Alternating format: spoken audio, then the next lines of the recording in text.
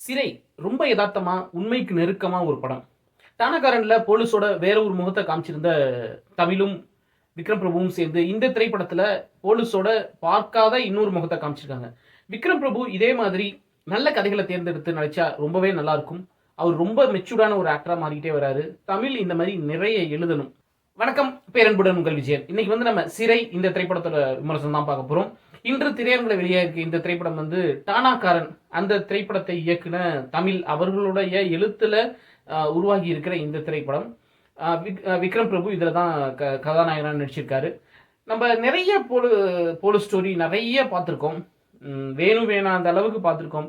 எல்லா கதைகள்லையுமே போலீஸ் ஒரே மாதிரி தான் இருப்பாங்க. இன்ஸ்பெக்டர்ல இருந்து ஒரு ஐபிஎஸ் ஆஃபீஸர் வரைக்கும் கதைகள் ஒரே மாதிரி தான் இருக்கும். சமூக விரோதிய ஒடுக்குற போலீஸ் அப்படிதான் இருக்கும். அந்த மாதிரி பார்த்துக்கிட்டு இருந்த ஒரு கட்டத்தில் டானாகாரன்னு ஒரு படம் வருது. அது இதுவரைக்கும் நம்ம பார்க்காத போலீஸோட இன்னொரு உலகத்தை நமக்கு அறிமுகப்படுத்துது. அது உள்ளார நம்மளை கொண்டு போய் சுற்றி காமிக்குது. அதனால அந்த படம் பயங்கரமான வரவேற்பை பெற்றுச்சு.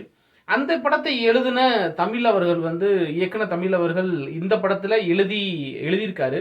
ஸோ இந்த படம் அதே மாதிரி அந்த படமும் காமிக்காத, இதுவரைக்கும் தமிழ் சினிமா எந்த படத்துலையும் காமிக்காத ஒரு போலீஸோட இன்னொரு உலகம்.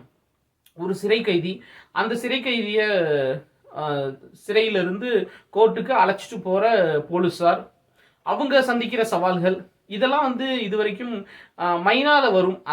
அது காதல் அந்த மாதிரி வேற மாதிரியான ஒரு ஜானரில் போயிடும். பட் ரொம்ப சீரியஸாக பதிவு பண்ணுற விதமாக, பட் ரொம்ப டாக்குமெண்ட்ரி தனமாக இல்லாமல் பதிவு பண்ணுற மாதிரி ஒரு நிறைய டெக்னிக்கல் டேர்ம்ஸோட ஒரு முக்கியமான ஒரு படமாக பதிவாக நான் இந்த திரைப்படத்தை பார்க்குறேன். விக்ரம் பிரபு அவர் கும்கியிலிருந்து கும்கிக்கும் இதுக்கும் பயங்கரமான ஒரு டிரான்ஸ்ஃபர்மேஷன். ரொம்ப மெச்சூர்டான ஒரு பெர்ஃபார்மன்ஸ் தெரியுது. ரொம்பவே சிறப்பாக பண்ணியிருக்காரு. டானாகாரன் எப்படி அந்த கதாபாத்திரத்தோட ஒன்றி இருந்தாரோ அதே மாதிரி இதுலேயும் ஒரு கதாநாயகனாக இல்லாமல் மாசீன்ஸ்லாம் அவருக்கு எதுவும் கிடையாது. கதையின் நாயகனாக செம்மையாக பண்ணியிருக்காரு. உண்மையிலே பாராட்டத்தக்க ஒரு பெர்ஃபார்மன்ஸு. அதுக்கப்புறம் புதுமுகங்களாக அறிமுகமாகி இருக்கிற அக்ஷய், அனிம்ஷா, இவங்க ரெண்டு பேருக்குமே இது முதல் படம் மாதிரியே இல்லை. ஏதோ ரொம்ப சீசன்ட் ஆக்டர்ஸ் மாதிரி அப்படி ஒரு பெர்ஃபார்மன்ஸ் பண்ணியிருக்காங்க. படத்தில் எல்லாருமே அவங்களோட பெர்ஃபார்மன்ஸ் சூப்பராக கொடுத்துருக்காங்க.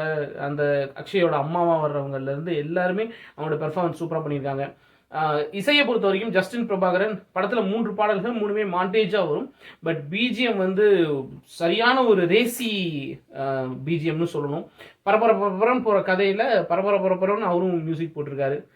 மொத்தத்தில் இந்த திரைப்படம் இதுவரைக்கும் நம்ம பார்த்து பழக்கப்படாத ஒரு உலகம், பார்த்து பழக்கப்படாத ஒரு கதைக்களத்தில் நம்மளை அவங்களோடய சேர்ந்து பயணிக்க வச்சதில் ஒரு 2 மணி நேரம் பயணிக்க வச்சதில் இந்த திரைப்படம் வெற்றி பெற்றிருக்கு அப்படிங்கிறது என்னுடைய கருத்து. இந்த விஷயம் பிடிச்சிருந்தா லைக் பண்ணுங்கள், ஷேர் பண்ணுங்கள், கமெண்ட் பண்ணுங்கள், நம்ம சேனல் சப்ஸ்கிரைப் பண்ணுங்கள். அன்பை பகிர்வோம். நன்றி.